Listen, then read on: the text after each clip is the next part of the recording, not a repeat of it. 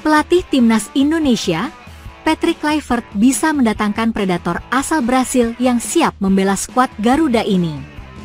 Sosok penyerang asal negeri Samba yang dimaksud adalah David da Silva, sang top skor Liga 1 2023 hingga 2024 yang kini memperkuat Persib Bandung. DDS, sapaan akrabnya, menyabet titel top skor Liga 1 musim lalu dengan torehan 30 gol dan membantu Maung Bandung meraih gelaran juara.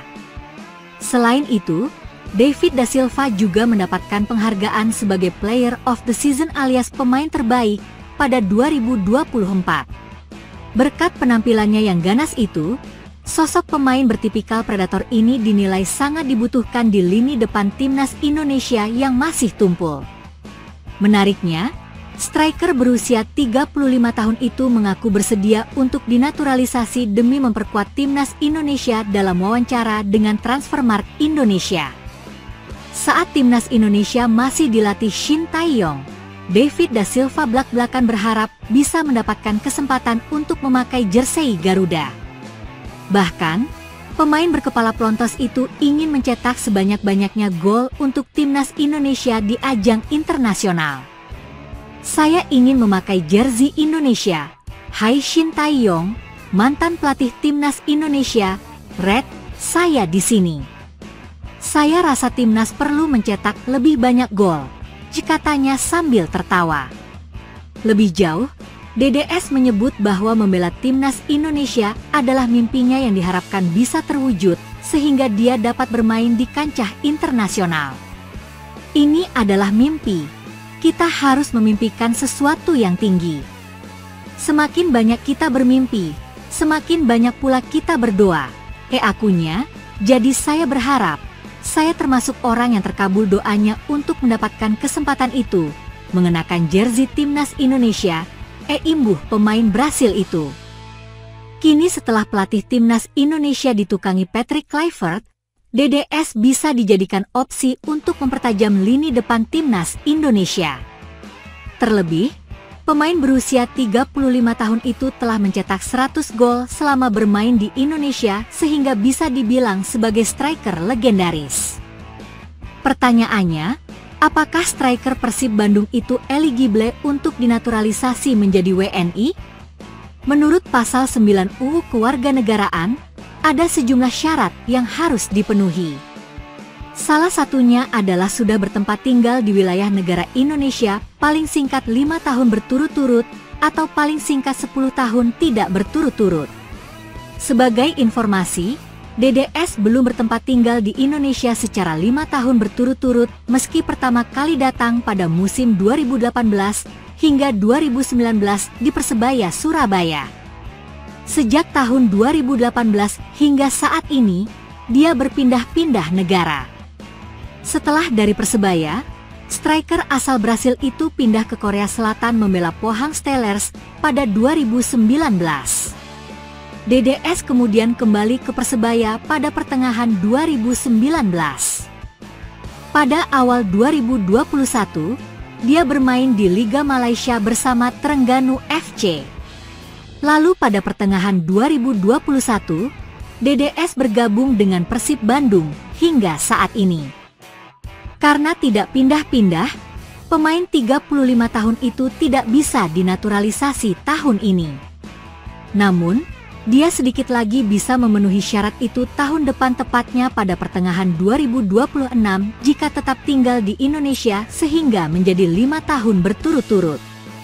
Terlepas dari akan dinaturalisasi atau tidaknya, DDS sudah melewati usia emasnya sehingga diprediksi sulit untuk menampilkan permainan terbaiknya lagi. Terlebih, dia baru saja menderita cedera hamstring sehingga harus absen membela Persib Bandung dalam beberapa hari ke depan. Saat ini, Timnas Indonesia harus bersaing dengan Jepang, Australia, Arab Saudi, Cina dan Bahrain di grup C kualifikasi Piala Dunia 2026 zona Asia. Timnas Indonesia memiliki 6 poin setelah 6 pertandingan, berada di peringkat ketiga grup C. Peluang Garuda untuk lolos pun masih terbuka lebar. Di 4 laga sisa, Timnas Indonesia akan melawan Australia, Bahrain, Cina dan Jepang masing-masing pada 20 dan 25 Maret 2025 serta 5 dan 10 Juni 2025. Striker muda yang dijuluki sebagai permata dari Eropa ini diam-diam mengidamkan timnas Indonesia sebagai masa depannya. Padahal, mantan junior Ragnar Oratmangoen ini masih berpeluang besar mendapatkan panggilan tim Belanda, baik kelompok umur maupun senior. Seperti diketahui, timnas Indonesia langsung bergerak cepat setelah menunjuk Patrick Kluivert sebagai pelatih kepala menggantikan Shin Tae-yong. Terbaru, Patrick Kluivert menyebut jika dirinya tengah berkomunikasi dengan salah satu bintang asal Belanda yang berminat membela timnas Indonesia. Advertisements memang, salah satu tujuan PSSI menunjuk Patrick Kluivert sebagai suksesor Shin Tae-yong ialah agar pemain diaspora Eropa mau gabung ke tim Garuda. Maka dari itu, Patrick Kluivert mengatakan jika dirinya belakangan ini tengah menjalin komunikasi dengan Jairo Riedewald agar tersedia untuk bela timnas Indonesia. Kabar tersebut juga dikonfirmasi oleh Menpora Dito Aryo Tejo yang menyebut bahwa striker Ula Romeni diproyeksikan segera dikebut proses naturalisasinya. Tidak benar. Kita fokus Ula Romeni dan Jairo Riedewald dan mencari satu opsi lagi, kata Menpora Dito Aryo Tejo di akun Instagramnya. Perkataan dari Menpora Dito Aryo Tejo menimbulkan spekulasi lantaran satu opsi yang sebelumnya bakal diisi oleh Michel Bakker dikatakan urung terjadi. Pun baru-baru ini muncul pernyataan dari striker Belanda keturunan Bandung Mauro Zijlstra yang mengeklaim jika dia ditawarkan gabung timnas Indonesia Junior. Indonesia ingin saya bermain untuk U23. Itu yang mereka katakan. Tapi ya kapan itu akan terjadi saya belum tahu. Saya tidak berani mengatakannya karena tidak ada turnamen untuk U23, ucap Zijlstra. Di sisi lain, belum lama ini ada salah seorang striker Belanda yang juga mengutarakan ketertarikannya bela timnas Indonesia di luar Ula Romeni dan Mauro Zijlstra. Adalah Sjoerd Hermsen, wonderkid Belanda berlatar belakang keturunan Indonesia dari neneknya yang lahir di Jakarta. Belakangan, ia berminat gabung ke skuad Garuda. Sebagai informasi, Sjoerd Hermsen merupakan mantan junior dari pemain timnas Indonesia Ragnar Oratmangoen ketika memperkuat Fortuna Sittard. Di Belanda, Sjoerd Hermsen ternyata bukan nama sembarangan. Pasalnya, ia menjadi pemain termuda yang jalani debut di Eredivisie setelah Mark van Bommel. Saat itu, Sjoerd Hermsen masuk sebagai pemain pengganti bagi tim senior Fortuna Sittard di usianya yang baru menginjak usia 16 tahun 11 bulan 17 hari. Pihak klub mengatakan bahwa Sjoerd Hermsen layak diberikan debut di tim senior karena sang pemain tampil luar biasa di tim muda usai catatkan 12 gol dan 15 assist. Berkaca dari performa ciamik Sjoerd Hermsen musim lalu, banyak supporter tanah air yang mendesak agar timnas Indonesia segera dekati sang pemain. Terima kasih kepada kalian yang sudah mendukung saya. Kalian, supporter timnas Indonesia, sangat menakjubkan bagi saya, paparnya. Sementara itu, Sjoerd Hermsen beberapa waktu lalu berkata jujur kepada Yusa Nugraha. Dalam wawancaranya itu, ia mengaku tertarik bela skuad merah putih. Ia bahkan membuktikan keseriusannya itu dengan menyematkan bendera Indonesia di samping lambang negara Belanda pada profil Instagram pribadinya. Namun, ia mengatakan jika timnas Indonesia sebagai opsi keduanya lantaran sampai sekarang Sjoerd Hermsen masih berharap dipanggil Belanda. Untuk saat ini aku belum tahu. Jika aku tidak bermain untuk timnas Belanda, maka aku akan pertimbangkan Indonesia, tukas Sjoerd Hermsen.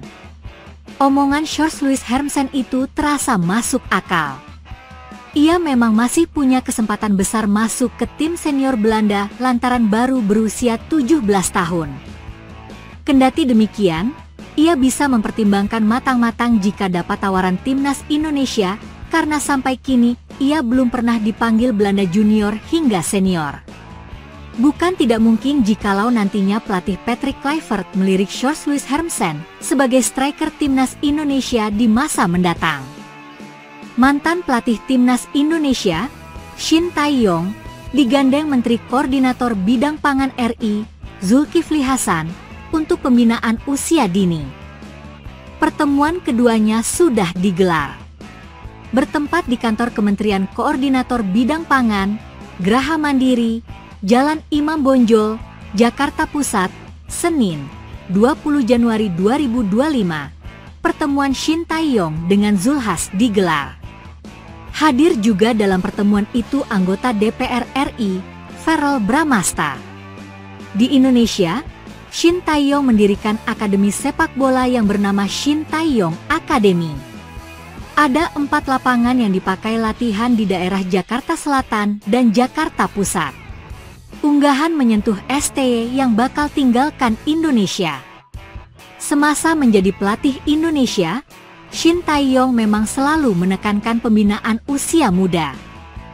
Kocinim 54 tahun itu punya harapan besar pada kerjasama ini.